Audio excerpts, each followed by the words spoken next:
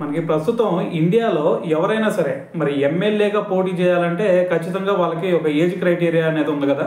ఎందుకంటే ఎవరైనా సరే ఎమ్మెల్యేగా పోటీ చేయాలంటే ఖచ్చితంగా వాళ్ళ ఏజ్ వచ్చేసరికి 25 ఇయర్స్ ఉండి తీరాల్సిందే.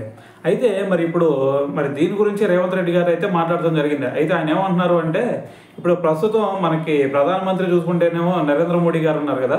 సో మరి నెక్స్ట్ టైం నరేంద్ర మోడీ గారు కాకుండా రాహుల్ గాంధీ గారు కనుక పీఎం అయితే మరి ఎమ్మెల్యేగా పోటీ చేసే ఏజ్ ఏదైతే ఉందో 25 ఇయర్స్, సో దాన్ని తగ్గించేసి 21కి తీసుకొస్తామని చెప్పేసి ఆయన అయితే మాట్లాడటం జరిగిందనమాట.